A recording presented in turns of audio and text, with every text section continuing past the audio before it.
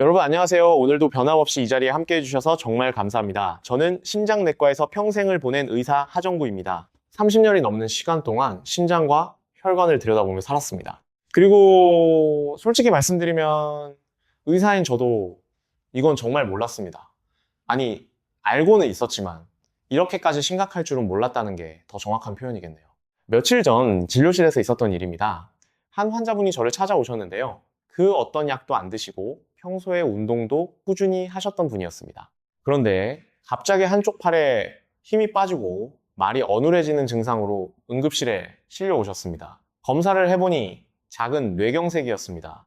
다행히 빨리 발견해서 큰 후유증 없이 회복하셨지만 저는 그날 밤 집에 돌아와서도 한참을 생각했습니다. 대체 무엇이 문제였을까? 답을 찾는 데는 오래 걸리지 않았습니다. 바로 부엌이었습니다. 매일 식탁 위에 올라오는 그 평범한 양념들 말입니다. 여러분, 혹시 이런 생각 해보셨나요? 내가 매일 먹는 이 양념이 내 혈관을 공격하고 있을지도 모른다는 생각요. 아마 대부분 안 해보셨을 겁니다. 저도 그랬으니까요. 오늘 이 시간에는 우리가 매일 아무 의심 없이 사용하는 6가지 양념에 대해 말씀드리려고 합니다. 이 6가지는 우리 부엌 어디에나 있고 우리 식탁 어디에나 오릅니다. 그런데 이것들이 잘못 사용되면 혈관을 서서히 망가뜨리고 어느 날 갑자기 쓰러지게 만들 수 있다는 사실 알고 계셨나요? 특히 마지막 6번째 양념은 정말 충격적입니다. 다른 것들보다 훨씬 위험할 수 있는데도 우리는 그것을 건강식품이라고 믿고 매일 챙겨 먹고 있거든요.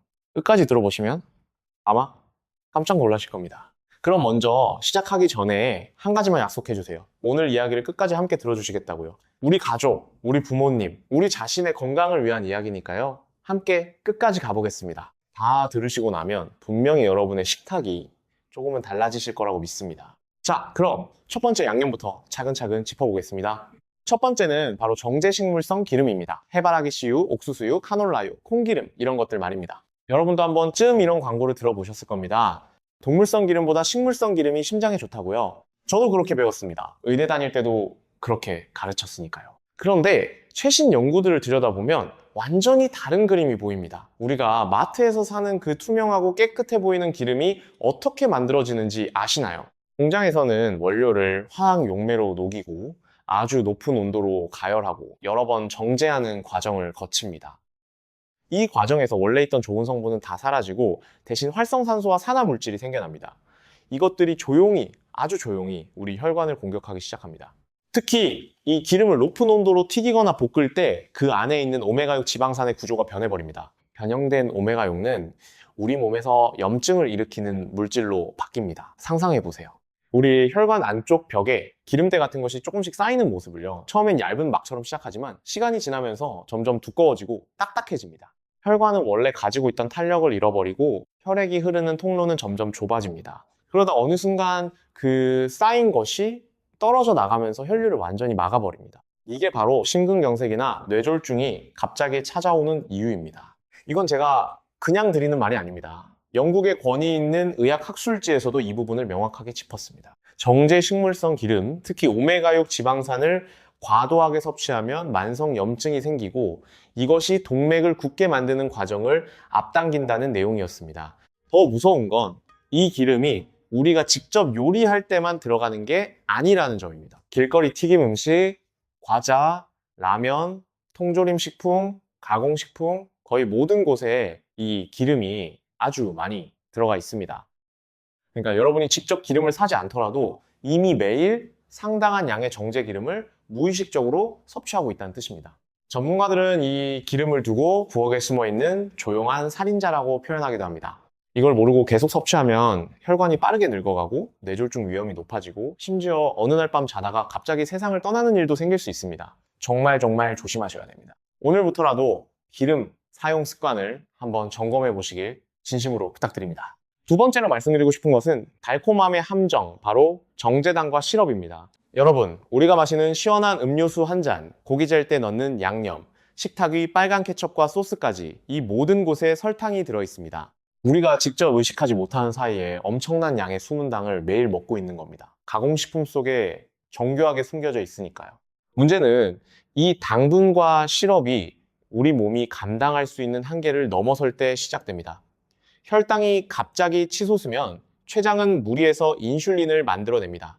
처음엔 몸이 버텨내지만 시간이 지나면 세포들이 점점 둔감해지면서 인슐린 저항성이라는 현상이 생깁니다. 이게 바로 제2형 당뇨병으로 가는 가장 빠른 길입니다. 요즘 50대 이상 분들 사이에서 이 병이 정말 빠르게 늘어나고 있습니다. 여기서 끝나지 않습니다. 남은 당분은 지방으로 바뀌어 우리 몸에 차곡차곡 쌓입니다. 간에 들러붙어서 지방간을 만들고 뱃살이 두꺼워지게 만듭니다. 흔히 술배라고 부르는 그 뱃살, 사실은 내장지방입니다. 이 내장지방이 온몸에 염증 반응을 일으키고 결국 심장 건강을 직접적으로 갉아먹습니다. 최근 영양학 연구들을 보면 정제당과 시럽 과다 섭취가 혈중 중성지방을 끌어올린다는 점이 명확하게 드러납니다. 이게 단순한 검사 숫자 변화가 아닙니다. 동맥경화증으로 가는 출발점이라는 게 핵심입니다. 마치 수도관에 물때가 끼는 것과 비슷합니다. 시간이 지날수록 혈관벽이 두꺼워지고 딱딱해지면서 작은 손상에도 매우 취약해집니다. 이렇게 막힌 혈관 안에서 혈전이 만들어지면 심근경색이나 뇌졸중이 코앞에서 기다리고 있는 셈입니다. 특히 연세가 있으신 분들은 혈관의 탄력이 이미 줄어든 상태라 더 위험합니다. 가장 무서운 점은 이 숨은 당분이 너무나 교묘하게 가공식품 속에 숨어 있다는 것입니다. 짠맛은 바로 느껴지지만 단맛은 다른 맛에 가려져서 우리가 모르고 지나치기 쉽습니다. 그렇게 매일 조금씩 아무 신호도 없이 혈관을 망가뜨리는 겁니다. 여기서 잠깐 여러분께 묻고 싶습니다. 아침에 드시는 음료 단맛이 강하게 느껴지시나요? 아니면 거의 안 느껴지시나요? 또 평소에 가공식품 라벨을 한 번이라도 자세히 들여다보신 적 있으신가요? 혹시 없으시다면 오늘부터는 한번 확인해 보시길 권해드립니다. 생각보다 충격적인 숫자를 보시게 될 겁니다. 자, 이제 세 번째로 넘어가겠습니다. 우리 식문화에서 정말 빼놓을 수 없는 존재, 바로 간장과 각종 발효 양념입니다. 된장찌개, 간장게장, 젓갈류까지 이런 음식들은 우리 밥상의 깊은 맛을 책임지는 존재들입니다. 사실 이런 발효식품에는 유익균이 풍부해서 장 건강에 좋다는 말도 틀린 말은 아닙니다. 과학적으로도 어느 정도 근거가 있는 이야기입니다. 하지만 여기에 우리가 잘 들여다보지 않는 그림자가 하나 숨어 있습니다. 바로 엄청난 나트륨 함량입니다. 된장국 한 그릇 간장 베이스 반찬 한 접시만 먹어도 세계보건기구가 권장하는 하루 나트륨 섭취량의 절반 이상을 채우게 됩니다. 그러니까 50대, 60대 분들이 평소처럼 간이 센 음식을 한두 끼만 드셔도 이미 안전선을 훌쩍 넘어버리는 셈입니다. 나트륨이 혈중에 많아지면 몸은 균형을 맞추려고 물을 끌어당겨 저장합니다. 그러면 혈액의 양 자체가 늘어나고 심장은 더 세게, 더 자주 펌프질을 해야 합니다. 그 압력이 그대로 혈관벽에 전해지는데 특히 뇌 속 가느다란 혈관들은 나이가 들수록 약해져 있어서 이런 부담을 견디기 힘듭니다. 갑자기 혈압이 치솟으면 약해진 혈관이 터지면서 뇌출혈로 이어질 수 있습니다. 이게 바로 운동을 마비시키고 말을 못하게 만들고 때로는 생명까지 빼앗아가는 그 무서운 결과입니다. 여러 연구에서도 짠 음식 위주의 식습관이 특히 어르신들에게 뇌졸중의 가장 큰 원인이라고 거듭 지적하고 있습니다. 정말 안타까운 건 발효식품 속에 들어있는 좋은 유산균들이 미처 제 역할을 하기도 전에 과도한 나트륨이 먼저 몸에 해를 끼친다는 사실입니다. 그렇다고 해서 된장이나 간장, 젓갈을 완전히 끊으라는 말씀은 절대 아닙니다. 이것들은 우리 식문화의 뿌리이자 영혼 같은 존재니까요.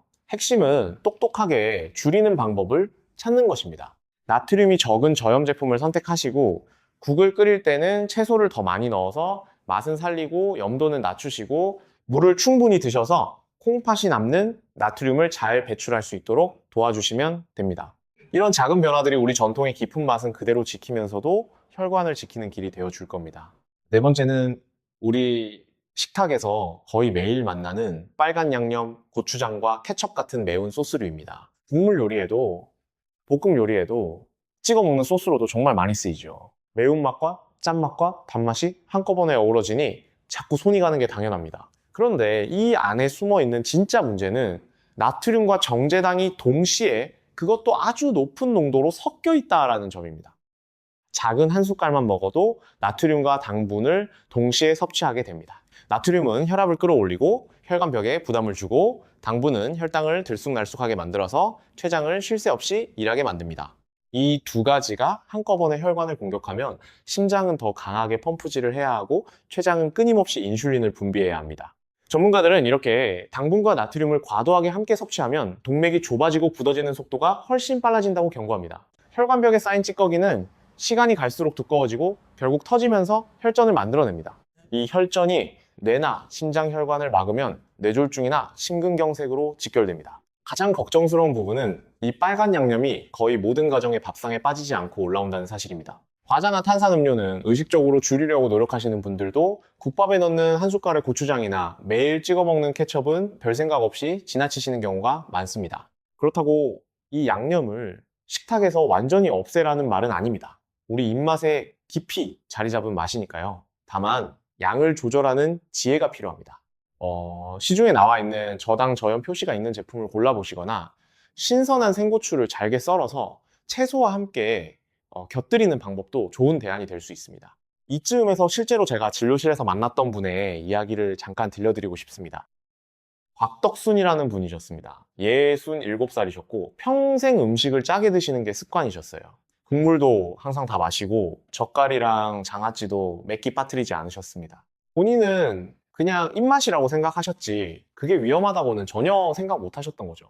그러던 어느 날 갑자기 한쪽 팔다리에 힘이 빠지면서 어지러움을 느끼셨고 병원에 오셨을 때는 이미 작은 뇌혈관이 막혀 있는 상태였습니다. 다행히 빠르게 치료해서 큰 문제 없이 회복하셨지만 그분이 제게 이렇게 말씀하셨어요. 선생님, 저는 그냥 맛있게 먹는 거라고만 생각했어요. 이게 제 혈관을 공격하고 있는 줄은 꿈에도 몰랐습니다. 저는 그 말을 듣고 정말 마음이 무거웠습니다. 자, 그럼 이제 5번째 양념으로 넘어가 보겠습니다.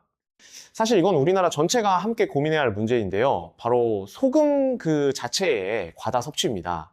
우리나라는 전 세계에서 나트륨 섭취량이 매우 높은 나라 중 하나입니다. 국물 요리를 좋아하고 젓갈과 장아찌가 일상적이고 찌개와 국을 맺기, 곁들이는 식문화 자체가 그 원인이라고 할 수 있습니다. 세계보건기구는 하루 소금 섭취량을 5g, 작은 티스푼 하나 정도로 제한하라고 권고합니다. 그런데 실제 통계를 보면 우리는 그 권장량의 2배, 심하면 3배까지 먹고 있습니다. 국물을 싹 비우고 장아찌도 곁들이고 다른 끼니에서 짠 반찬을 또 드신다면 이미 하루 권장량을 훌쩍 넘겨버린 겁니다. 나트륨이 몸에 쌓이면 물을 끌어당겨 혈액량이 늘어나고 심장은 그만큼 더 힘들게 일해야 합니다. 그 압력이 결국 혈관벽으로, 특히 약해진 뇌혈관으로 그대로 전해집니다. 혈압이 높아지는 건 자연스러운 결과이고 이것이 바로 뇌졸중의 가장 큰 원인 중 하나입니다. 한 연구에서는 하루 소금을 단 2g만 줄여도 어르신들의 뇌졸중 위험이 거의 20% 가까이 줄어든다는 결과를 보여줬습니다. 작은 변화가 정말 큰 차이를 만든다는 걸 이 수치가 분명히 보여줍니다. 소금이 정말 무서운 이유는 술이나 담배처럼 강한 자극이나 취기를 주지 않는다는 점입니다. 조용히, 천천히, 우리도 모르는 사이에 몸을 갉아먹습니다. 직접 소금을 넣지 않아도 국물이나 장아찌, 가공식품 속에 숨어있는 나트륨만으로도 이미 안전선을 넘는 경우가 많습니다. 그러니까 뇌와 심장을 지키려면 결국 짠맛을 줄이는 것이 핵심입니다. 다행히 짜게 먹지 않는다고 해서 맛없는 식사를 해야 하는 건 아닙니다. 저염 간장을 고르시고 장아찌는 물에 한번 헹궈서 염도를 낮추시고 파, 마늘, 생강, 각종 향신 채소를 활용해서 맛의 깊이를 더해보세요. 이런 작은 습관의 변화만으로도 전통의 깊은 풍미는 지키면서도 건강을 함께 챙길 수 있습니다. 자, 이제 처음에 말씀드렸던 가장 충격적인 마지막 6번째 양념을 알려드릴 차례입니다. 놀라지 마세요. 바로 마늘입니다. 네, 마늘입니다. 우리 부엌에 없는 집이 거의 없는 그 흔한 마늘 말입니다. 국에도 넣고 볶음에도 넣고 양념장에도 듬뿍 들어가는 그 마늘이 왜 위험할 수 있는지 지금부터 차근차근 설명드리겠습니다. 옛날부터 마늘은 감기를 이기게 해주고 몸을 따뜻하게 해주는 약이라고 믿어왔습니다. 실제로 현대의학에서도 마늘 속 알리신이라는 성분이 혈중지방을 낮춰주고 염증을 줄여주고 혈전 생성을 막아준다는 것이 확인되었습니다. 그러니까 마늘은 분명 자연이 우리에게 준 귀한 선물이 맞습니다. 적절하게 먹으면 정말 좋습니다. 하지만 여러분, 마늘도 양날의 검입니다. 특히 만성질환을 앓고 계신 어르신들이라면 더더욱 조심하셔야 합니다. 마늘이 가지고 있는 핵심적인 특징, 바로 혈액을 자연스럽게 묽게 만드는 작용 때문입니다. 혈전을 예방한다는 점에서는 좋게 들리지만 와파린이나 아스피린 같은 혈전 억제제를 복용하고 계신 분이 마늘을 너무 많이 드시면 피가 지나치게 묽어집니다. 그 결과 내부 장기에 출혈이 생기거나 위에서 출혈이 일어나거나 더 심하면 뇌출혈로까지 이어질 위험이 커집니다. 여기서 또 한 분의 사례를 말씀드리고 싶습니다. 우창식이라는 분이었는데 70살이셨고 심장 부정맥 때문에 혈전 억제제를 꾸준히 드시고 계셨습니다. 그런데 평소 건강을 위해서 매일 마늘을 한 줌씩, 그것도 생마늘로 드시기 시작하셨습니다. 본인은 자연식품이니까 많이 먹어도 좋을 거라고 생각하셨던 거죠. 몇 주가 지나자 몸에 멍이 쉽게 생기고 잇몸에서 피가 잘 멈추지 않는 증상이 나타났습니다. 검사를 해보니 혈액이 지나치게 묽어진 상태였습니다. 정말 다행히 큰 사고로 이어지기 전에 발견했지만 만약 그대로 두셨다면 위출혈이나 뇌출혈로 이어질 수도 있었던 상황이었습니다. 그분이 제게 하신 말씀이 지금도 생각납니다. 선생님, 천연 재료니까 무조건 좋은 거라고만 생각했어요. 잠깐 다시 한번 정확하게 말씀드리겠습니다. 모든 분들이 마늘을 위험하게 여기실 필요는 없습니다. 이렇게 어떤 연구에서는 고농도 마늘 성분과 혈전 억제제를 함께 사용하면 예상치 못한 부작용이 생길 수 있다고 분명하게 경고하고 있습니다. 더 큰 문제는 많은 분들이 천연식품이니까 무조건 안전하다고 믿고 마늘을 끝없이 드신다는 점입니다. 혈관에만 영향을 주는 게 아니라 위장에도 부담을 줍니다. 이건 정말 많은 분들이 간과하시는 부분입니다. 생마늘을 과하게 드시면 속이 더부룩하고 쓰리고 위벽에 염증이 생기기 쉽습니다. 체력이 약하신 분들은 혈압이 갑자기 너무 떨어지면서 어지럽고 균형을 잃고 넘어지기도 합니다. 연세가 있으신 분들에게 한 번의 낙상이 얼마나 큰 후유증으로 이어지는지는 우리 모두 잘 알고 있습니다. 정말 작은 부주의가 큰 사고로 이어질 수 있다는 걸 늘 기억해 주셨으면 합니다. 다시 한번 분명히 말씀드리고 싶습니다. 마늘은 분명 귀한 약입니다. 하지만 그 효과는 적당한 양을 지킬 때만 나타납니다. 많이 먹을수록 좋다는 생각은 의학적으로 완전히 틀린 생각입니다. 실제로는 하루에 마늘 두세 쪽 정도면 심장과 혈관에 필요한 영양을 충분히 얻을 수 있습니다. 약과 독의 경계는 결국 양에 있습니다. 적당히 드시면 든든한 방패가 되어주지만 지나치게 드시면 오히려 우리 부엌안에 숨은 위험이 될 수 있습니다. 마늘 외에도 비슷한 원리로 조심해야 할 식품들이 몇 가지 더 있습니다. 생강도 혈액을 묽게 하는 효과가 있어서 비슷하게 주의가 필요하고 오메가3 보충제나 은행잎 추출물 같은 건강 보조제도 혈전 억제제와 함께 드시면 출혈 위험을 높일 수 있습니다. 요즘 건강에 관심이 많으셔서 여러 가지 영양제를 동시에 챙겨 드시는 분들이 많은데 이런 경우에는 반드시 담당 의사 선생님께 어떤 영양제를 드시고 있는지 빠짐없이 말씀드리시는 게 중요합니다. 여러 성분이 겹치면 예상치 못한 상호작용이 생길 수 있기 때문입니다. 자기 자신을 좀 더 깊이 들여다보기 위해서는 다른 나라의 식문화를 한번 살펴보는 것도 좋은 방법입니다. 식습관이라는 게 단순히 입맛의 문제가 아니라 결국 얼마나 오래, 얼마나 건강하게 살 수 있는지를 결정하는 아주 중요한 열쇠이기 때문입니다. 먼저 일본을 한번 보겠습니다. 일본은 세계적으로 장수 비결로 아주 유명한 나라입니다. 일본 분들은 식사를 정말 담백하고 정갈하게 합니다. 우리와 비교하면 나트륨 섭취량이 확실히 낮습니다. 매일 먹는 음식에 해산물과 미역, 다시마 같은 해조류, 신선한 채소가 늘 함께합니다. 공식 통계에 따르면 일본인의 평균 소금 섭취량은 우리의 거의 절반에 불과합니다. 이 작은 습관 차이 때문에 일본에서는 뇌졸중과 고혈압 발생률이 다른 나라보다 훨씬 낮고 평균 수명도 세계 최고 수준을 자랑합니다.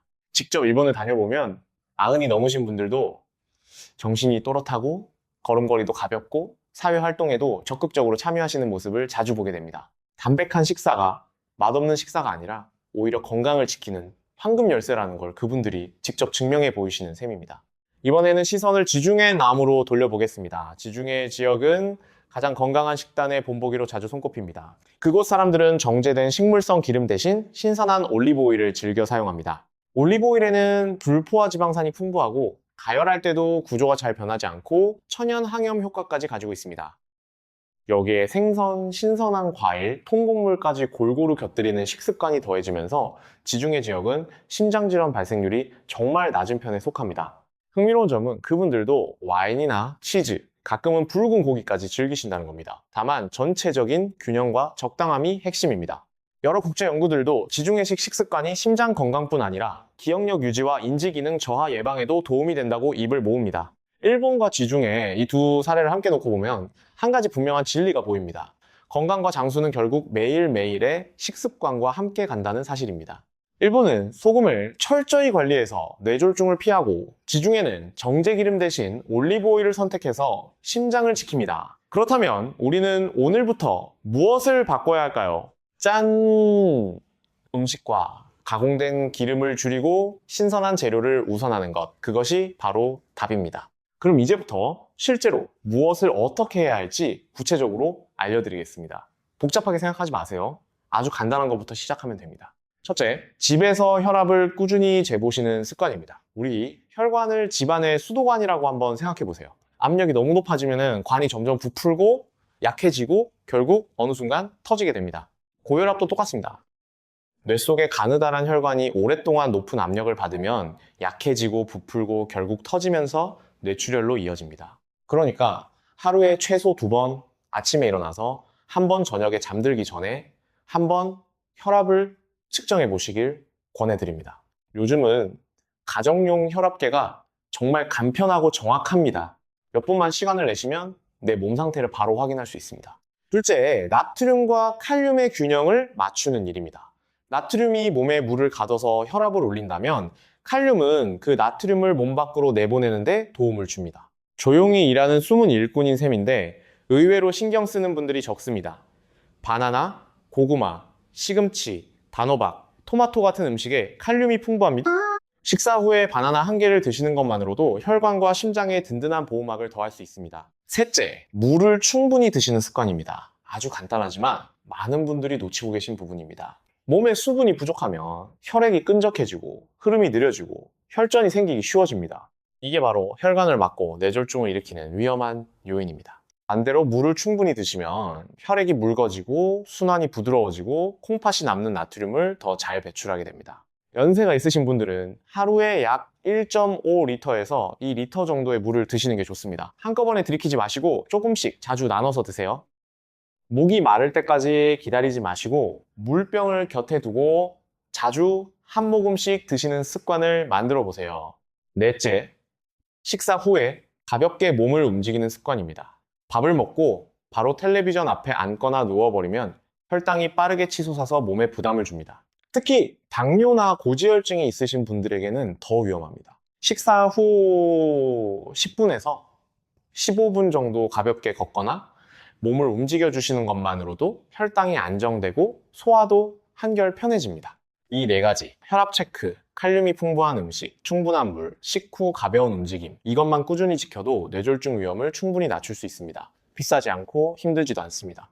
그냥 매일 조금씩 실천하는 마음이면 충분합니다. 혈압을 재실 때 몇 가지 주의하실 점도 말씀드리고 싶습니다. 측정 전에는 적어도 5분 정도 편안히 앉아서 안정을 취하신 후에 재시는 게 정확합니다. 측정 직전에 커피를 드셨거나 담배를 피우셨다면 잠시 기다리신 후에 재시는 게 좋습니다. 그리고 한 번만 재고 끝내지 마시고 몇 분 간격으로 2-3번 재셔서 평균을 보시는 것이 더 정확합니다. 팔의 위치도 중요한데 심장과 비슷한 높이에 팔을 두시고 측정하시면 더 정확한 값을 얻으실 수 있습니다. 측정한 값은 그냥 보고 잊어버리지 마시고 작은 수첩이나 달력에 매일 적어두시는 것을 권해드립니다. 그렇게 몇 줄 모아서 보시면 내 몸의 흐름이 보입니다. 어떤 날 유난히 높았는지, 그날 무엇을 드셨는지 되돌아보시면 나만의 위험 요인을 더 정확하게 파악하실 수 있습니다. 이렇게 직접 기록하고 관찰하는 습관이야말로 가장 훌륭한 자기 건강관리 방법이라고 저는 늘 강조합니다. 여기서 희망적인 이야기 하나를 들려드리고 싶습니다. 엄정이라는 분이 계셨습니다. 63살이셨고 평생 짜게 먹는 습관과 단 음료를 즐기셨던 분이었습니다. 혈압이 높다는 진단을 받고도 한동안 크게 신경 쓰지 않으셨는데 어느 날 가벼운 어지러움을 느끼시고 저를 찾아오셨습니다. 다행히 큰 문제는 없었지만 제가 오늘 말씀드린 이 4가지를 차근차근 권해드렸습니다. 국물을 반만 드시고 식후에 10분씩 걷고 바나나를 챙겨 드시고 아침 저녁으로 혈압을 재보시라고요. 한 달이 지나고 다시 배웠을 때 혈압이 눈에 띄게 안정되었고 본인도 머리가 맑아지고 잠도 더 깊이 잔다고 활짝 웃으며 말씀하셨습니다. 이렇게 간단한 걸 줄 몰랐어요 라고 하셨던 그 말씀이 저에게도 큰 보람이었습니다. 자, 여기서 잠깐 멈추고 우리가 지금까지 이야기한 것들을 한번 정리해 보겠습니다. 정제 식물성 기름은 혈관에 염증을 일으킵니다. 정제당과 시럽은 혈당을 흔들고 지방간을 만듭니다. 간장과 발효 양념은 나트륨으로 혈압을 끌어올립니다. 고추장과 소스류는 나트륨과 당분을 한꺼번에 공격합니다. 소금 그 자체는 우리가 가장 많이 간과하는 위험입니다. 그리고 마늘은 과하게 먹으면 약이 아니라 독이 될 수 있습니다. 이 6가지 모두 우리 부엌 어디에나 있는 흔하고 익숙한 양념들입니다. 여러분 따라오고 계시죠? 여기까지 괜찮으시죠? 혹시 너무 빨리 넘어갔다면 언제든 다시 들으셔도 좋습니다. 그런데 여러분, 혹시 이런 생각이 드시지 않나요? 이 모든 양념을 다 끊어야 한다는 거야 라고요. 절대 아닙니다. 저는 그런 말씀을 드리는 게 아닙니다. 우리 전통 음식, 우리 어머니가 끓여주신 된장국, 아버지가 좋아하시던 마늘 듬뿍 들어간 양념, 이런 것들은 우리 삶의 일부이고 소중한 추억입니다. 제가 진짜로 말씀드리고 싶은 건 무조건 끊으라는 게 아니라 똑똑하게 조절하자는 것입니다. 어떻게 설명을 드려야 가장 이해하기 쉬울까요? 조금 더 깊이 들어가서 왜 우리 몸이 나이가 들수록 이런 양념들에 더 취약해지는지도 한번 짚어보고 싶습니다. 우리 혈관은 젊을 때는 고무줄처럼 탄력이 있습니다. 압력이 조금 올라가도 늘어나면서 잘 버텨줍니다. 근데 시간이 지나면서 혈관벽에 콜레스테롤과 여러 찌꺼기들이 조금씩 쌓이고 혈관은 점점 고무줄에서 딱딱한 플라스틱관처럼 변해갑니다. 이렇게 되면 작은 압력 변화에도 쉽게 손상을 입고 터지기도 쉬워집니다. 그래서 똑같은 양의 소금을 먹어도 젊을 때보다 나이가 들수록 더 위험해지는 겁니다. 이건 단순한 비유가 아니라 실제로 혈관 내벽에서 벌어지는 생리적인 변화입니다. 또 한 가지, 우리 콩팥도 나이가 들면서 기능이 서서히 떨어집니다. 콩팥은 우리 몸의 정수기 필터와 같습니다. 혈액 속 노폐물과 여분의 나트륨을 걸러내는 역할을 하는데 이 필터가 낡아지면 걸러내는 능력도 떨어집니다. 그러면 나트륨이 몸 안에 더 오래 머물게 되고 혈압은 더 쉽게 올라갑니다. 그래서 똑같이 짠 음식을 먹어도 젊은 사람보다 어르신들에게 훨씬 큰 부담이 되는 겁니다. 이건 정말 중요한 부분인데요. 이건 어르신들의 몸이 약해서가 아니라 평생 열심히 일해온 콩팥과 혈관이 그만큼 많은 일을 해왔기 때문이라고 생각해 주시면 좋겠습니다. 오랜 시간 우리를 위해 애써온 장기들에게 이제는 우리가 조금 더 배려해 줄 차례입니다. 이런 이유들 때문에 저는 50대 이후부터는 특히 신경 써서 식습관을 점검해야 한다라고 강조하고 싶습니다. 아직 증상이 없다고 해서 안심하시면 안 됩니다. 혈관 손상은 증상 없이 아주 조용히 진행되는 경우가 대부분입니다. 증상이 나타났을 때는 이미 상당히 진행된 경우가 많습니다. 그래서 미리 알고 미리 대비하는 것이 무엇보다 중요합니다. 여러분, 혹시 이런 증상들이 있으신가요? 아침에 일어났을 때 손발이 약간 붓는다거나 평소보다 자주 머리가 무겁고 띵하다거나 갑자기 시야가 잠깐 흐려졌다가 다시 괜찮아진다거나 이런 작은 신호들을 그냥 나이가 들어서 그런가 보다 하고 넘기시는 분들이 정말 많습니다. 하지만 이런 증상들이 반복된다면 절대 가볍게 넘기지 마세요. 혈관이 우리에게 보내는 작은 경고일 수 있습니다. 이쯤에서 다시 한번 우리 부엌을 떠올려 보셨으면 합니다. 오늘 아침에 드신 음식, 어제 저녁에 드신 국, 평소에 즐겨 찍어 드시는 소스, 혹시 그 안에 오늘 말씀드린 6가지 양념이 너무 많이 들어있지는 않았나요? 한번 천천히 떠올려 보세요. 우리는 우리 자신을 잘 안다고 생각하지만 사실 매일 무엇을 얼마나 먹고 있는지는 의외로 잘 모르고 지나가는 경우가 많습니다. 자, 그럼 조금 더 실천적인 이야기를 해보겠습니다. 식습관을 바꾸는 게 어렵다고 느끼시는 분들이 많은데 사실 그렇게 거창할 필요가 없습니다. 한꺼번에 모든 걸 바꾸려고 하면 오히려 지치고 포기하게 됩니다. 저는 항상 환자분들께 이렇게 말씀드립니다. 한 가지씩 천천히 바꿔가시라고요. 이런 변화를 실천하실 때 한 가지 더 도움이 되는 방법이 있습니다. 가능하시다면 같은 시간에 같은 장소에서 새로운 습관을 반복해 보세요. 예를 들어 매일 아침 식사 전에 물 한 잔을 드시는 것을 정해 놓으시면 며칠만 지나도 자연스럽게 몸이 그 시간을 기억하게 됩니다. 이렇게 습관을 일정한 시간과 연결시키면 의지력에만 의존하지 않고도 훨씬 오래, 훨씬 편안하게 지속하실 수 있습니다. 이번 주에는 곡물을 밥만 드시는 것부터 시작해보세요. 다음 주에는 가공식품 라벨을 한번 확인하는 습관을 만들어 보세요. 그 다음 주에는 식후에 가볍게 걷는 시간을 만들어 보세요. 이렇게 한 걸음씩 나아가다 보면은 어느새 식습관 전체가 달라져 있는 걸 느끼실 수 있을 겁니다. 급하게 바꾸는 것보다 천천히 꾸준히 바꾸는 것이 훨씬 오래 갑니다. 그리고 한 가지 더 말씀드리고 싶은 게 있습니다. 혼자 이걸 다 바꾸려고 하지 마세요. 우리 가족과 함께 이야기를 나눠보세요. 밥상을 차리시는 분과 함께 국물을 줄이는 방법을 의논해 보시고 자녀분들에게도 오늘 들으신 이야기를 한번 전해주세요. 우리 가족 모두의 혈관을 함께 지키는 일이니까요. 손주들과 더 오래, 더 건강하게 함께 시간을 보내려면 지금부터 우리가 먼저 변해야 합니다. 저는 30년 넘게 진료실에서 수많은 환자분들을 만났습니다. 그 중에는 정말 안타까운 사연도 많았고 또 작은 변화로 놀랍게 회복하신 분들도 많았습니다. 확실한 건 이것 하나입니다. 우리 몸은 우리가 어떻게 대해주느냐에 따라 분명히 응답합니다. 오늘부터 작은 것 하나라도 바꿔보신다면 그 변화는 분명히 여러분의 혈관에, 여러분의 미래에 좋은 흔적을 남길 겁니다. 조금 전에 말씀드린 우창식님 기억하시나요? 마늘을 너무 많이 드셔서 혈액이 묽어지셨던 그 환자분요. 사실 그 일이 있고 나서 저는 진료실에서 비슷한 사례를 더 자주 마주하게 되었습니다. 요즘 건강식품이라는 이름이 붙으면 무조건 많이 먹어야 좋다고 생각하시는 분들이 정말 많습니다. 홍삼도 그렇고 오메가3도 그렇고 비타민도 그렇습니다. 좋은 성분이라도 양을 넘어서면 몸에 부담이 됩니다. 우창식 님도 그 이후로는 마늘을 적당히 두세 쪽 정도로 줄이셨고 지금은 안정적으로 약을 잘 챙기시면서 건강하게 지내고 계십니다. 자, 이제 조금 더 구체적으로 어떤 음식들을 가까이 하시면 좋을지 말씀드리겠습니다. 혈관 건강을 생각하신다면 우리 전통 음식 안에도 답이 많이 숨어 있습니다. 예를 들어 된장을 끓이실 때 소금 대신 다시마와 멸치로 우려낸 육수를 베이스로 쓰시면 짠맛은 줄이고 깊은 맛은 살릴 수 있습니다. 나물 무칠 때도 간장 대신 참기름과 들깨가루를 더 활용해 보시면 풍미는 그대로 유지하면서 나트륨은 줄일 수 있습니다. 생선도 정말 좋은 선택입니다. 고등어, 삼치, 꽁치 같은 생선에는 오메가3 지방산이 풍부해서 혈관에 쌓인 염증을 가라앉히는 데 도움이 됩니다.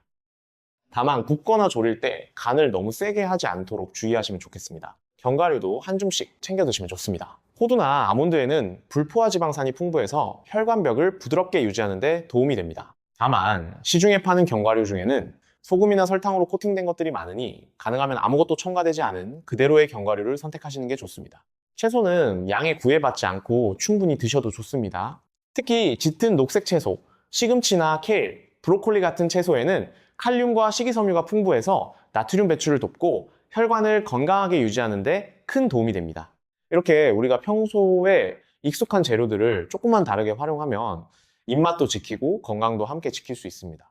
비싼 건강식품을 따로 사실 필요도 없습니다. 우리 부엌, 우리 시장에 이미 다 있는 재료들입니다. 돈 들이지 않고도 충분히 시작할 수 있다는 점 꼭 기억해 주셨으면 좋겠습니다. 콩류도 빼놓을 수 없는 좋은 선택입니다. 두부나 콩나물, 검은콩 같은 식재료에는 식물성 단백질이 풍부하면서도 동물성 지방이 적어서 혈관에 부담을 덜 줍니다. 또한 콩에는 식이섬유도 풍부해서 콜레스테롤 수치를 낮추는데도 도움이 됩니다. 두부를 활용한 요리는 정말 다양합니다. 두부조림, 두부구이, 순두부찌개까지 우리 입맛에 익숙하면서도 건강에 좋은 메뉴들이 많습니다. 된장이나 청국장처럼 콩을 발효시킨 음식도 좋지만 앞서 말씀드렸듯이 염도는 꼭 신경 써서 조절해 주셔야 합니다.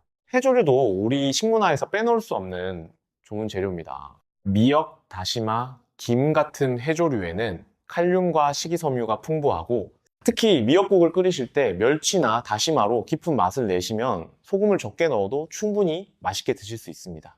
이렇게 우리 전통 식재료들을 잘 활용하시면 새로운 음식을 따로 배우지 않으셔도 충분히 건강한 식탁을 차리실 수 있습니다. 이제 조금 다른 이야기를 해보고 싶습니다. 사실 우리가 짜게 기름지게 먹게 되는 데는 단순히 입맛의 문제만 있는 게 아닙니다. 우리 세대는 젊었을 때 정말 어려운 시절을 보냈습니다. 먹을 게 풍족하지 않았던 시절, 짠 음식 한 가지로 밥 한 그릇을 다 비워야 했던 시절이 있었습니다. 그 시절의 습관이 지금까지 몸에 남아있는 겁니다. 그러니 지금 이렇게 짜게 드시는 것도, 단 음식을 좋아하시는 것도 사실은 그 시절을 견뎌내신 흔적이라고 생각합니다. 그동안 정말 고생 많으셨습니다. 이제는 우리가 우리 자신을 돌볼 차례입니다. 자식들 키우느라, 가족을 먹이느라 정신없이 살아오신 시간 동안 정작 본인의 건강은 뒷전이었던 분들이 정말 많습니다. 이제는 그 마음을 조금 내려놓고 우리 자신의 혈관, 우리 자신의 건강을 먼저 챙겨주셔야 할 때입니다. 아직 늦지 않았습니다. 지금부터 시작하면 충분합니다. 이건 자식들에게 짐이 되지 않기 위한 일이기도 합니다. 우리가 건강을 잃으면 결국 그 부담은 자녀분들에게 돌아갑니다. 병원비, 간병, 마음의 무게까지요. 우리가 스스로 건강을 지키는 것이야말로 자녀분들께 드릴 수 있는 가장 큰 선물이자 사랑의 표현입니다. 짐이 되고 싶지 않다는 그 마음, 저도 깊이 이해합니다. 그렇다면 지금부터 시작하는 작은 습관이 바로 그 마음을 지키는 가장 확실한 방법입니다. 그리고 이건 비단 한 사람만의 문제가 아닙니다. 우리 모두의 문제이기도 합니다. 우리 세대 전체가 함께 겪어온 식습관이기도 합니다. 우리 세대가 함께 짜게 먹는 습관을 가지고 있다면 우리 함께 그 습관을 바꿔나갈 수도 있습니다. 옆집 어르신과 함께 저염 식단을 나눠보시고 경로당에서 만나는 친구분들과 오늘 들으신 이야기를 함께 나눠보세요. 함께 나누는 정보 하나가 누군가의 건강을 지키는 든든한 울타리가 되어줄 수 있습니다. 우리가 함께 건강해지면 우리 동네 전체가, 우리 사회 전체가 더 건강해질 수 있습니다. 저는 진심으로 우리 어르신들이 손주들과 더 오래, 더 건강하게 시간을 보내시길 바랍니다. 손주 결혼식 가는 날까지, 증손주 안아보는 날까지 건강하게 그 자리를 지키시길 바랍니다. 그러려면 오늘부터, 지금부터 시작해야 합니다. 작은 습관 하나가 그 미래를 만듭니다. 잠깐 제 이야기를 좀 더 들려드려도 될까요? 제가 처음 의사가 되었을 때는 그저 환자분의 막힌 혈관을 뚫어주고 약을 처방해 드리고 수술을 결정하는 게 제 일이라고 생각했습니다. 그런데 시간이 지나면서 깨달은 게 있습니다. 아무리 좋은 약을 드려도, 아무리 정교한 시술을 해드려도 매일 드시는 식사가 바뀌지 않으면 같은 문제가 반복된다는 사실이었습니다. 그래서 어느 순간부터 저는 환자분들께 약 이야기보다 식탁 이야기를 먼저 묻게 되었습니다.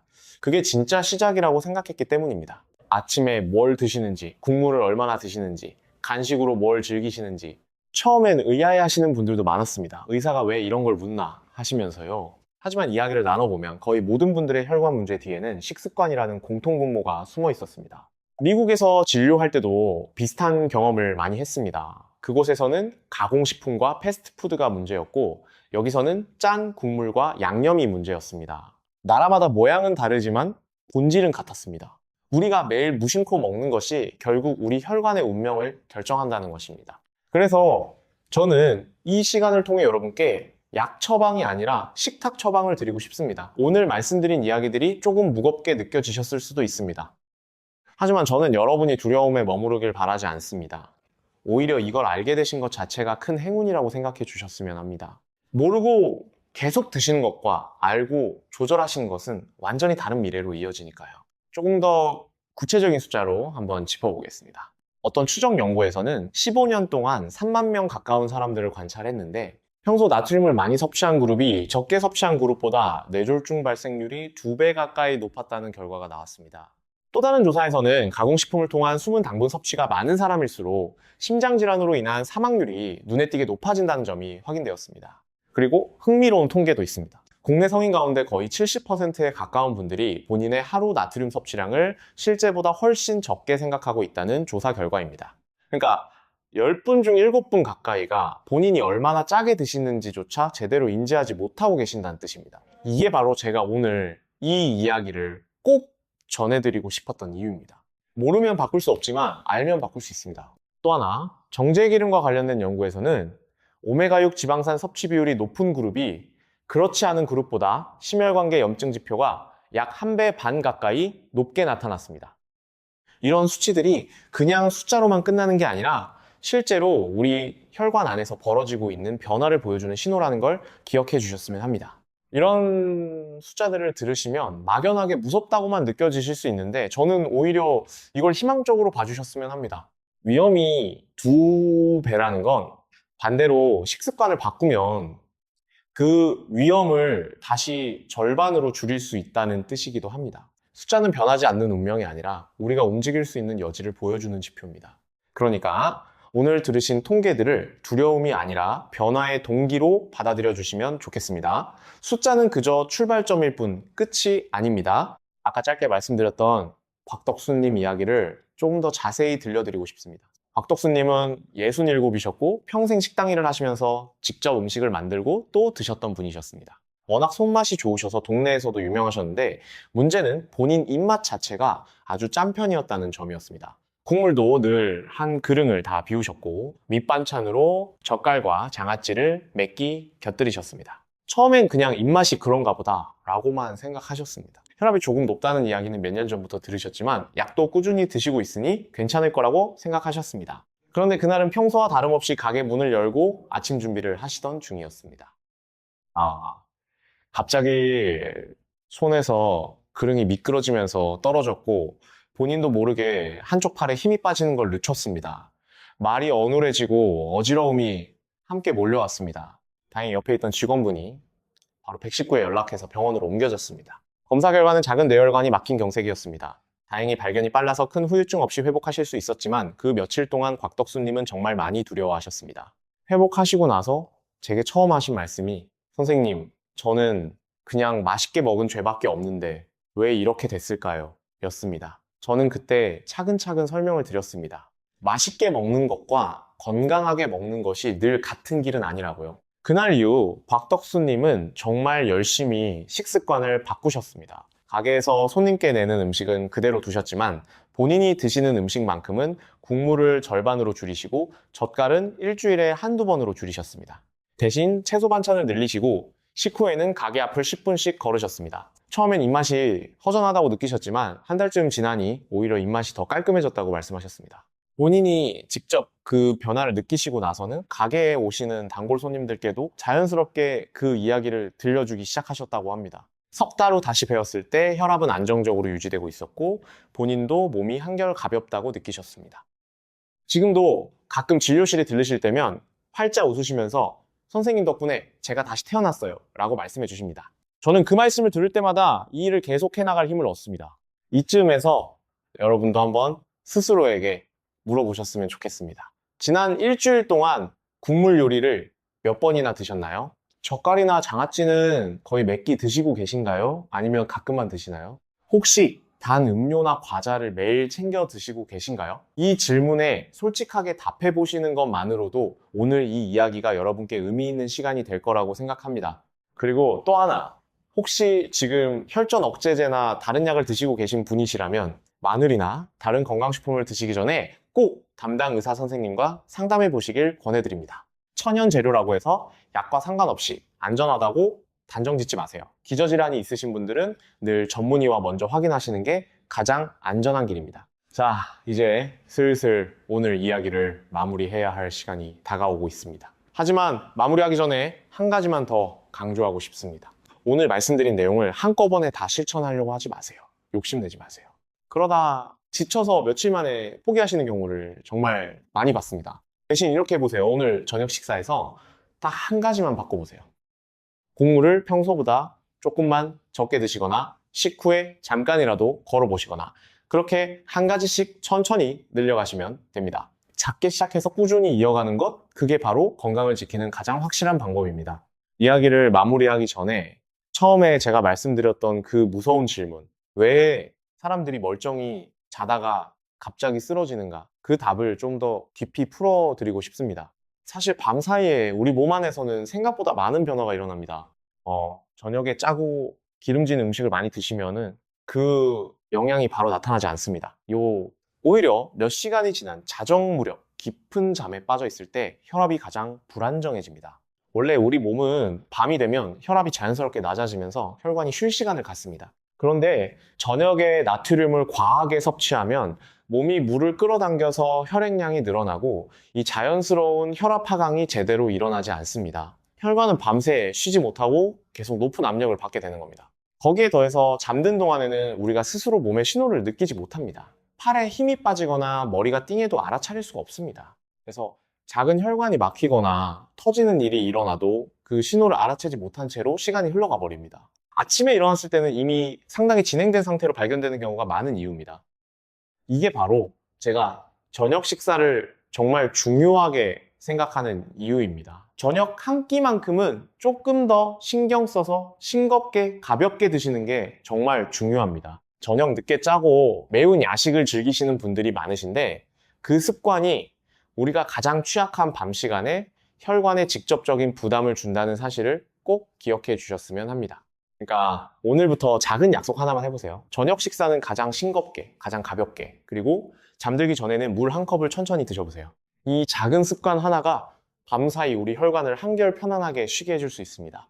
여기서 한 가지 흥미로운 사례를 더 말씀드리고 싶습니다. 옥경태라는 분이었는데 68살이셨고 평소 저녁 늦게 짜고 매운 야식을 즐기시는 습관이 있으셨습니다. 퇴근하고 늦게 집에 오셔서 하루의 스트레스를 야식으로 푸셨던 거죠. 어느 날 아침 잠에서 깨어났을 때 한쪽 손에 약간의 저림 증상을 느끼셨습니다. 다행히 증상이 금방 사라졌지만 혹시 몰라서 병원을 찾으셨습니다. 검사 결과 일시적인 작은 혈류 장애였습니다. 의학적으로는 일시적 허혈 발작이라고 부르는데 이건 본격적인 뇌졸중이 오기 전에 보내는 경고 신호와도 같습니다. 저는 옥경태님께 이 신호를 정말 다행스럽게 잘 알아차리셨다고 말씀드렸습니다. 그리고 저녁 야식 습관을 함께 점검해 보자고 제안했습니다. 늦은 시간 야식을 끊는 대신 저녁 일찍 가볍게 식사를 마치시고 스트레스는 야식이 아니라 가벼운 산책이나 음악으로 풀어보시라고 권해드렸습니다. 몇 달이 지난 지금 옥경태님은 더 이상 그런 저림 증상을 겪지 않으셨고 본인도 한밤중에 속이 편안해서 잠도 더 잘 잔다고 말씀하셨습니다. 작은 경고 신호를 무시하지 않고 바로 행동으로 옮기신 것, 그것이 큰 위기를 막아낸 결정적인 순간이었습니다. 또 한 가지 꼭 말씀드리고 싶은 게 있습니다. 가족들과 함께 사시는 분들이라면 식사 준비를 하시는 분이 혼자서 모든 부담을 지지 않도록 가족이 함께 도와주셔야 합니다.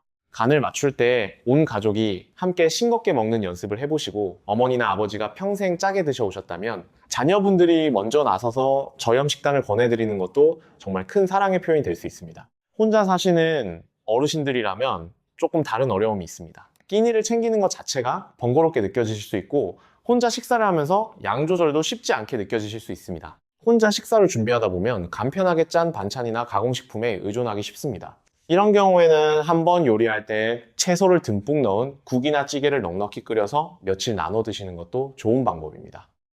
소분해서 냉동해 두시면 필요할 때마다 데우기만 하면 되니 매번 새로 요리하는 부담도 줄일 수 있습니다. 매번 새로 간을 맞추지 않아도 되고 영양도 골고루 챙길 수 있습니다. 저는 진료실에서 정말 다양한 가족의 모습을 봅니다. 어떤 가족은 부모님 건강을 위해서 온 가족이 식습관을 함께 바꾸시고 어떤 분들은 혼자서 묵묵히 새로운 습관을 만들어 가십니다. 어느 쪽이든 그 노력은 정말 소중합니다. 건강은 결국 혼자 지키는 것이 아니라 주변 사람들과 함께 만들어가는 것이라고 저는 믿습니다. 오늘 이야기를 들으신 여러분이 가족분들께도 이 내용을 한번 전해주신다면 그것만으로도 한 가정의 건강이 달라질 수 있습니다. 작은 이야기 하나가 누군가의 생명을 지키는 시작이 될 수 있다는 것, 저는 그것을 진심으로 믿고 있습니다. 저는 가끔 진료실에서 이런 이야기도 듣습니다. 아버지께서 평생 짜게 드셔오셨는데 이제 와서 식습관을 바꾸자고 말씀드리기가 조심스럽다는 자녀분들의 이야기입니다. 평생 본인 방식대로 살아오신 분께 갑자기 이래라 저래라 하면 서운해하시지 않을까 걱정하시는 거죠. 그 마음 저도 충분히 이해합니다. 그럴 때는 직접 잔소리를 하시기보다 오늘처럼 이런 방송 내용을 함께 들어보시는 것도 좋은 방법입니다. 제3자의 이야기로 자연스럽게 접하시면 자녀분의 잔소리보다 훨씬 편안하게 받아들이시는 경우가 많습니다. 또는 직접 음식을 준비하실 때 슬쩍 싱겁게 만들어 보시는 것도 좋은 방법입니다. 말로 설득하기보다 함께 식사하는 자리에서 자연스럽게 보여주시는 것이 훨씬 효과적일 때가 많습니다. 자, 그럼 다음으로 넘어가 볼까요? 이번엔 조금 실용적인 팁을 하나 더 드리고 싶습니다. 마트에서 장을 보실 때 식품 라벨을 확인하는 방법입니다. 사실 라벨에 적힌 숫자들이 너무 복잡하고 작게 적혀 있어서 어렵게 느껴지실 수 있습니다. 그럴 땐 딱 한 가지만 보세요. 나트륨 함량이 한 끼 기준으로 얼마나 되는지요. 보통 한 끼에 나트륨 함량이 너무 높게 적혀 있다면 그 음식은 가끔만 드시는 게 좋겠다고 생각하시면 됩니다. 당류도 마찬가지입니다. 성분표 맨 앞에 설탕이나 시럽이 적혀 있다면 그 식품에 당분이 아주 많이 들어있다는 뜻입니다. 성분은 보통 많이 들어간 순서대로 적혀 있으니까요. 이 두 가지만 확인하는 습관을 만들어도 무심코 사 먹던 가공식품들 중에서 어떤 게 진짜 위험한지 어느 정도 가려낼 수 있게 됩니다. 요즘은 포장지에 영양 정보가 잘 표시되어 있는 제품들이 많아졌습니다. 다만 글씨가 너무 작아서 읽기 힘들다고 느끼시는 분들도 많으실 텐데요. 그럴 때는 돋보기를 활용하시거나 자녀분들께 한번 여쭤보셔서 함께 확인해 보시는 것도 좋은 방법입니다. 가족과 함께 장을 보러 가셔서 라벨을 함께 읽어보는 시간을 가지시면 그 자체로도 가족이 함께 건강을 챙기는 좋은 습관이 될 수 있습니다. 여기서 또 한 분의 이야기를 들려드리고 싶습니다. 반효석이라는 분이었는데 72살에 은퇴하신 공무원이셨습니다. 평소에 라면과 즉석 국 종류를 정말 즐겨 드셨습니다. 혼자 사시다 보니 간편한 음식을 선호하셨던 거죠. 그런데 어느 해 정기검진에서 혈압이 많이 높아졌다는 결과를 받으셨습니다. 처음엔 그냥 나이가 들어서 그런가 보다 하셨는데 제가 한번 평소 드시는 식단을 여쭤보니 거의 매일 즉석 식품으로 식사를 해결하고 계셨습니다. 저는 반효성님께 라면이나 즉석 국을 완전히 끊으라고 하지 않았습니다. 대신 국물을 반만 드시고 그 대신 계란이나 채소를 추가해서 영양 균형을 맞춰보시라고 권해드렸습니다. 그리고 일주일에 두세 번 정도는 직접 간단한 국이나 찌개를 끓여서 드시도록 권해드렸습니다. 몇 달이 지나고 다시 뵈었을 때 혈압이 눈에 띄게 안정되어 있었고 본인도 몸이 한결 가벼워졌다고 말씀하셨습니다. 혼자 사신다고 해서 꼭 불편한 식습관을 가져야 하는 건 아니라는 걸 그분이 직접 보여주셨습니다. 조금 다른 이야기를 하나 더 해볼까요? 사실 우리가 짠 음식을 좋아하게 되는 데는 어릴 때부터의 식습관도 큰 영향을 미칩니다. 어린 시절부터 짜고 자극적인 맛에 익숙해지면 어른이 되어서도 계속 그 맛을 찾게 됩니다. 반대로 어릴 때부터 담백한 맛에 익숙해진 사람은 성인이 되어서도 자연스럽게 싱겁게 먹는 경향이 있습니다. 그렇다면 지금 이미 짠맛에 익숙해진 우리는 어떻게 해야 할까요? 다행히 우리 미각은 생각보다 유연합니다. 짠맛에 대한 민감도는 보통 2-3주 정도만 꾸준히 싱겁게 드시면 서서히 조절됩니다. 처음엔 음식이 맛없게 느껴지실 수 있지만 시간이 지나면 오히려 너무 짠 음식이 부담스럽게 느껴지는 순간이 옵니다. 저도 환자분들께 이 점을 꼭 말씀드립니다. 조금만 참고 견뎌오시면은 우리 미각도 분명히 새로운 균형을 찾아갑니다. 여러분 이해되시죠? 그리고 한 가지 더, 짠맛을 줄이는 대신 다른 맛으로 채워보시는 것도 좋은 방법입니다. 레몬이나 식초 같은 산미를 살짝 더해보시거나 후추나 고춧가루로 매콤한 맛을 살려보시거나 마늘이나 생강, 파 같은 향신 재료로 풍미를 더해보세요. 이렇게 다양한 맛으로 입맛을 채워주면 짠맛이 줄어도 음식이 결코 심심하게 느껴지지 않습니다. 또한 조리 방법을 바꾸는 것도 큰 도움이 됩니다. 찜이나 구이처럼 재료 자체의 맛을 살리는 조리법을 활용하시면 양념을 적게 써도 충분히 맛있게 드실 수 있습니다. 국물 요리보다는 건지 위주로 드시는 습관을 만들어 보시는 것도 나트륨 섭취를 줄이는 좋은 방법입니다. 압력솥이나 에어프라이어 같은 조리기구를 활용하시는 것도 좋은 방법입니다. 압력솥으로 조리하시면 재료 본연의 맛이 잘 살아나서 양념을 적게 써도 충분히 깊은 맛을 내실 수 있고, 에어프라이어를 활용하시면 기름을 거의 쓰지 않고도 바삭한 식감을 즐기실 수 있습니다. 요즘은 이런 기구들이 가격도 많이 내려가서 부담 없이 장만하실 수 있습니다. 30회가 넘는 시간을 심장과 혈관을 들여다보며 살아오면서 저는 한 가지 깨달은 것이 있습니다. 사람의 몸은 절대 갑자기 무너지지 않습니다. 오늘 하루의 식사가 문제를 만드는 게 아니라 수십 년 동안 차곡차곡 쌓인 작은 습관들이 어느 한순간에 그 결과를 드러낼 뿐입니다. 그러니까 반대로 생각하면 오늘부터 시작하는 작은 변화도 분명히 수십 년 동안 쌓여서 우리를 지켜줄 거라는 뜻입니다. 저는 환자분들께 항상 이렇게 말씀드립니다. 지금까지 어떻게 드셔왔는지는 바꿀 수 없습니다. 하지만 오늘부터 어떻게 드실지는 우리가 직접 선택할 수 있습니다. 그 선택권이 우리 손에 있다는 사실, 그것 하나만으로도 정말 희망적인 이야기라고 생각합니다.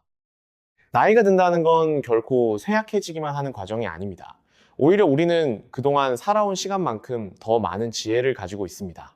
젊었을 때는 모르고 지나쳤던 것들을 이제는 알아차릴 수 있는 눈이 생겼습니다. 오늘 이 이야기를 끝까지 들어주신 것도 그 지혜의 한 부분이라고 생각합니다. 저는 여러분이 단순히 오래 사는 것보다 건강하게, 활기차게, 사랑하는 가족들과 함께 웃으며 보내는 시간이 길어지길 바랍니다. 그게 진짜 의미 있는 장수라고 생각합니다. 그러기 위해서는 오늘 말씀드린 작은 습관들이 정말 큰 역할을 할 것입니다. 이렇게 길게 말씀드렸는데 사실 핵심은 정말 간단합니다. 덜 짜게, 덜 달게, 덜 기름지게, 그리고 적당히 골고루. 이 몇 가지만 기억하셔도 충분합니다. 복잡한 건 다 잊으셔도 됩니다. 오늘 이 시간 동안 들으신 이야기 중에서 딱 하나만 마음에 남기신다면 저는 그것으로도 충분히 의미 있는 시간이었다고 생각합니다. 자, 이제 오늘 나눈 이야기를 차근차근 정리해 보겠습니다. 기억하기 쉽게 다시 한번 짚어드릴게요. 첫째, 정제 식물성 기름입니다. 튀김이나 가공식품에 많이 들어있고 과하게 섭취하면 혈관에 염증을 일으킵니다.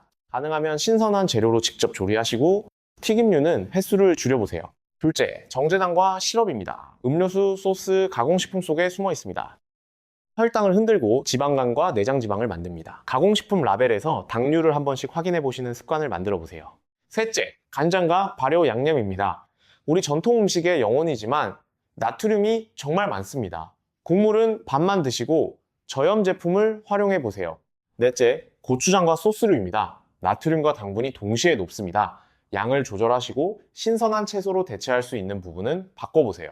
다섯째, 소금 그 자체입니다. 우리나라가 특히 많이 섭취하는 성분입니다. 하루 권장량을 기억하시고 국물과 장아찌를 줄이는 것부터 시작해보세요. 여섯째, 가장 충격적이었던 마늘입니다. 좋은 약이지만 과하면 혈액을 너무 묽게 만들어서 출혈 위험을 키웁니다. 특히 혈전 억제제를 드시는 분들은 꼭 양을 조절하시고 담당 의사와 상담해보세요. 이 6가지 모두 우리 부엌 어디에나 있는 흔한 양념들입니다. 끊으라는 게 아니라 똑똑하게 조절하자는 것이 오늘 이야기의 핵심입니다. 그리고 함께 실천하실 4가지 습관도 다시 한번 정리해 드리겠습니다. 아침 저녁으로 혈압 체크하시기, 칼륨이 풍부한 바나나나 고구마 챙겨 드시기, 하루 한 점 5리터에서 2리터 정도 물 드시기, 그리고 식후에 10분 정도 가볍게 걷기. 이 4가지만 꾸준히 실천하셔도 분명히 큰 변화를 느끼실 수 있습니다. 여러분, 오늘 제가 드린 이야기 중에서 가장 중요한 한 가지를 다시 말씀드리고 싶습니다. 몸이 보내는 신호를 절대 무시하지 마세요. 손발이 잠깐 저리거나 말이 어눌해지거나 한쪽 얼굴이 처지는 느낌이 들면 절대 기다리지 마시고 바로 병원으로 가셔야 합니다. 뇌졸중은 시간이 생명입니다. 조금이라도 빨리 발견하고 치료받으면 후유증을 크게 줄일 수 있습니다. 가족들께도 이런 신호를 꼭 알려주세요. 혼자 계실 때 이런 증상이 나타나면 주저하지 마시고 바로 119에 연락하셔야 합니다. 저는 오늘 이 시간 동안 여러분과 함께 우리 부엌 속 숨은 위험들을 하나하나 짚어봤습니다. 조금 무거운 이야기였을 수도 있지만 끝까지 들어주신 여러분께 진심으로 감사드립니다. 이 이야기가 여러분의 식탁에, 여러분의 혈관에, 그리고 여러분의 앞으로 남은 시간에 작은 보탬이 되길 진심으로 바랍니다.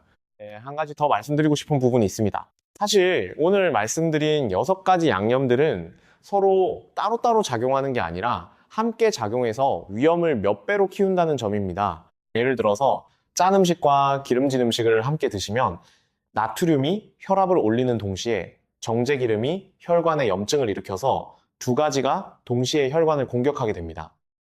여기에 단 음료나 소스까지 더해지면 혈당과 혈압이 동시에 흔들리면서 혈관은 그야말로 3중으로 공격을 받는 셈입니다. 이걸 우리 몸 안의 전쟁터라고 한번 상상해 보세요. 한 가지 적이 공격해 오면 우리 몸의 방어 체계가 어느 정도 버텨낼 수 있습니다. 하지만 여러 적이 동시에 사방에서 몰려오면 아무리 튼튼한 방어선이라도 결국 무너지게 됩니다. 우리 혈관도 마찬가지입니다. 한 가지 위험 요인만 있을 때는 어느 정도 버텨내지만 여러 위험 요인이 겹치면 그 피해는 단순히 더해지는 게 아니라 훨씬 더 커집니다. 그래서 하나씩 차근차근 줄여나가는 노력이 정말 중요합니다. 그러니까 저는 오늘 한 가지 양념만 조심하라고 말씀드리는 게 아니라 전체적인 균형을 보시라고 강조하고 싶습니다. 짠 것 하나를 줄였다고 안심하지 마시고 기름진 것과 단 것도 함께 신경 써주셔야 합니다. 이렇게 전체적으로 균형을 잡아가는 것이 결국 가장 효과적으로 혈관을 지키는 방법입니다. 또 하나 자주 받는 질문이 있습니다. 콜레스테롤과 오늘 말씀드린 양념들이 어떤 관계가 있느냐는 질문입니다. 사실 콜레스테롤 자체는 우리 몸에 꼭 필요한 성분입니다. 세포막을 만들고 호르몬을 만드는 데 쓰입니다. 문제는 콜레스테롤의 종류와 양입니다. 정제기름과 가공식품을 많이 드시면 혈관에 쌓이는 나쁜 콜레스테롤이 늘어나고 혈관을 보호해주는 좋은 콜레스테롤은 오히려 줄어드는 경향이 있습니다. 이렇게 나쁜 콜레스테롤이 혈관 벽에 쌓이면 앞서 말씀드린 것처럼 혈관이 점점 좁아지고 딱딱해집니다. 거기에 나트륨으로 인한 높은 혈압이 더해지면 그 좁아진 혈관에 더 강한 압력이 가해지는 셈입니다. 좁은 통로에 강한 물살이 흐르면 어떻게 될까요? 당연히 그 통로는 더 빨리 손상되고 막히거나 터지기 쉬워집니다. 그리고 콜레스테롤 관리와 나트륨 관리는 따로 떨어진 이야기가 아니라 사실은 한 몸처럼 함께 가는 이야기입니다. 정기적으로 혈액 검사를 받으셔서 콜레스테롤 수치도 함께 확인해 보시길 권해드립니다. 숫자를 안다는 것 자체가 우리 몸을 지키는 첫걸음입니다. 여러분 중에는 혹시 가족력이 걱정되시는 분들도 계실 겁니다. 부모님이나 형제분들 중에 심장질환이나 뇌졸중을 겪으신 분이 계시다면 본인도 더 주의 깊게 관리하셔야 합니다. 가족력이 있다고 해서 반드시 같은 병을 겪는다는 뜻은 아니지만 위험이 조금 더 높다는 신호로 받아들이시고 정기검진을 더 자주 받으시는 게 좋습니다. 유전적인 요인은 우리가 바꿀 수 없지만 식습관과 생활습관은 우리가 충분히 바꿀 수 있는 부분입니다. 타고난 부분을 걱정하기보다 바꿀 수 있는 부분에 집중하시는 게 훨씬 현명한 선택입니다. 체중과 허리둘레도 함께 살펴보시면 좋습니다. 특히 허리둘레는 내장지방을 가늠하는 좋은 지표입니다. 복잡한 측정 도구가 없어도 줄자 하나로 배꼽 높이를 한번 재보시는 것만으로도 충분합니다. 남성분들은 허리둘레가 90cm를 넘으시면 여성분들은 85cm를 넘으시면 내장지방이 많을 가능성이 높다라고 보고 조금 더 신경 써서 식습관과 운동을 챙겨주시는 게 좋습니다. 체중계 숫자에 너무 집착하실 필요는 없습니다. 오히려 허리둘레가 줄어드는지 옷이 좀 더 편하게 맞는지 이런 자연스러운 변화를 관찰하시는 게 스트레스도 덜 받고 더 오래 지속하실 수 있는 방법입니다. 한 달에 한 번 정도 같은 시간에 허리둘레를 재보시는 습관을 만들어 보시는 것도 좋은 동기부여가 될 수 있습니다. 작은 숫자 하나의 변화가 큰 자신감으로 이어지는 경우를 저는 정말 많이 봤습니다. 이쯤에서 여러분이 자주 물어보시는 몇 가지 질문에 답을 드리고 싶습니다. 가장 많이 받는 질문이 이겁니다. 선생님, 그러면 소금을 완전히 끊어야 하나요? 답은 아닙니다. 나트륨도 우리 몸에 필요한 성분입니다. 신경신호를 전달하고 근육이 움직이는데도 필요합니다. 문제는 과다 섭취입니다. 완전히 끊는 게 아니라 적정량을 지키는 것이 핵심입니다. 두 번째로 많이 받는 질문은 이겁니다. 마늘이 그렇게 위험하다면 아예 안 먹는 게 낫지 않나요? 역시 답은 아닙니다. 혈전 억제제를 드시지 않는 건강하신 분들이라면 하루 두세 쪽 정도의 마늘은 오히려 혈관 건강에 도움이 됩니다. 다만 약을 드시는 분들은 꼭 의사와 상담하시고 양을 조절하셔야 합니다. 세 번째 질문은 이렇습니다. 이미 혈관이 많이 막혔다고 진단받았는데 지금 식습관을 바꿔도 소용이 있나요? 정말 좋은 질문입니다. 답은 분명히 그렇다입니다. 혈관은 한 번 손상되면 완전히 원래대로 돌아가진 않지만 식습관을 바꾸면 더 이상의 진행을 늦추고 남아있는 혈관 기능을 최대한 보호할 수 있습니다. 늦었다고 생각하지 마세요. 지금 시작하는 것이 가장 빠른 시작입니다. 네 번째 질문은 이렇습니다. 외식을 자주 하는데 어떻게 조절할 수 있나요? 외식하실 때는 국물을 남기시고 소스나 양념은 따로 요청하셔서 본인이 양을 조절해 보세요. 또 채소가 많이 들어간 메뉴를 선택하시는 것도 좋은 방법입니다. 완벽하게 지키지 못하셔도 괜찮습니다. 평소에 조금씩 신경 쓰시는 것만으로도 충분히 의미가 있습니다. 다섯 번째로 많이 받는 질문은 운동에 관한 것입니다. 혈압이 높은데 운동을 해도 괜찮은가요? 라는 질문입니다. 답은 그렇습니다. 다만 격렬한 운동보다는 걷기, 가벼운 체조, 스트레칭처럼 부담이 적은 운동을 추천해 드립니다. 갑자기 무리한 운동을 하시면은 오히려 혈압이 급격히 오를 수 있으니 천천히 몸을 풀면서 시작하시는 게 중요합니다. 매일 20분에서 30분 정도 가볍게 걷는 습관만으로도 혈관 건강에 정말 큰 도움이 됩니다. 여섯 번째 질문은 이렇습니다. 나이가 많아서 이제 와서 바꿔도 효과가 있을까요? 라는 질문인데요. 저는 이 질문을 받을 때마다 정말 단호하게 말씀드립니다. 절대 그런 생각하지 마세요. 우리 몸은 나이와 상관없이 좋은 습관에 반응합니다. 70대, 80대에 식습관을 바꾸셔서 혈압과 혈당이 좋아지신 분들을 저는 정말 많이 봤습니다. 늦었다는 생각이 가장 위험한 생각입니다. 지금이 바로 시작할 때입니다. 마지막으로 한 가지 이야기를 더 들려드리고 마무리하고 싶습니다. 몇 달 전 한 가족이 함께 진료실을 찾아오신 적이 있습니다. 할머니, 그리고 따로 살던 딸과 아들이 함께 오셨습니다. 할머니께서 평소 짜게 드시는 걸 걱정해서 자녀분들이 함께 모시고 오신 거였습니다. 저는 할머니께만 식습관을 바꾸시라고 말씀드리지 않았습니다.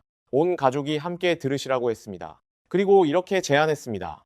할머니 한 분만 바꾸시는 게 아니라 가족 모두가 함께 싱겁게 드시는 연습을 해보시라고요. 명절이나 가족 모임 때 음식을 준비하실 때도 다 같이 저염으로 맞춰보시라고요. 몇 달 후 그 가족이 다시 찾아오셨습니다. 할머니의 혈압이 안정되었을 뿐만 아니라 함께 식습관을 바꾸신 딸과 아들의 혈압도 함께 좋아졌다는 소식을 전해주셨습니다. 할머니께서 환하게 웃으시며 이렇게 말씀하셨습니다. 우리 가족이 다 같이 건강해지니까 이게 진짜 행복이구나 싶어요. 저는 그 순간 다시 한번 깨달았습니다. 건강이라는 건 한 사람만의 일이 아니라 결국 가족 모두가 함께 만들어가는 것이라는 사실을요. 오늘 이 이야기를 들으신 여러분도 혹시 가능하시다면 가족분들과 함께 나눠보시면 좋겠습니다. 혼자보다는 함께 할 때 그 변화는 훨씬 오래, 훨씬 단단하게 이어집니다. 오늘 정말 긴 시간 동안 함께 해주셨습니다. 다시 한번 정리해보면 우리 부엌 속에는 정제 식물성 기름, 정제당과 시럽, 간장과 발효 양념, 고추장과 소스류, 소금 그 자체, 그리고 마늘까지 이렇게 6가지 양념이 우리 혈관에 영향을 미칠 수 있습니다. 이 중 어느 것도 완전히 끊어야 할 나쁜 음식은 아닙니다. 다만 우리가 얼마나 알고 얼마나 조절하느냐가 우리 혈관의 미래를 결정합니다. 저는 30년 넘게 신장과 혈관을 들여다보면서 정말 많은 분들을 만났습니다. 어떤 분은 너무 늦게 알아서 후회하셨고 어떤 분은 조금이라도 빨리 알아서 큰 위기를 피하셨습니다. 그 차이는 결국 정보였습니다. 알고 있느냐, 모르고 있느냐. 오늘 이 시간을 통해서 여러분은 그 정보를 얻으셨습니다. 이제 남은 건 작은 실천뿐입니다. 거창한 결심은 필요 없습니다. 오늘 저녁 식사에서 국물을 조금만 덜 드시는 것, 식후에 잠깐 걸어보시는 것, 내일 아침에 혈압을 한번 재보시는 것, 이런 작은 실천 하나하나가 모여서 결국 큰 변화를 만들어냅니다. 저는 여러분이 앞으로도 오랫동안 가족들과 함께 건강하게 행복하게 지내시길 진심으로 바랍니다. 손주들의 손을 잡고 산책하시고 자녀분들과 함께 맛있는 식사를 나누시고 그 모든 순간들을 건강한 몸으로 마음껏 누리시길 바랍니다. 마지막으로 연령대별로 조금 다르게 신경 쓰셔야 할 부분도 짧게 말씀드리고 싶습니다. 50대에 들어서신 분들이라면 지금부터가 가장 중요한 시기입니다. 아직 큰 증상이 없으시더라도 이때부터 식습관을 조금씩 조정해 놓으시면 60대, 70대가 훨씬 편해집니다. 정기검진은 거르지 마시고 혈압과 혈당, 콜레스테롤 수치를 꼭 확인하세요. 60대에 들어서신 분들이라면 이미 혈관이 어느 정도 변화를 겪고 있는 시기입니다. 오늘 말씀드린 4가지 습관, 혈압 체크, 칼륨 섭취, 충분한 물, 식후, 가벼운 운동을 본격적으로 생활 속에 자리 잡게 하셔야 할 때입니다. 아직 늦지 않았지만 미루실수록 시간이 아깝습니다. 70대 이상이신 분들이라면 급격한 변화보다는 천천히 무리하지 않는 방향으로 접근하시는 게 좋습니다.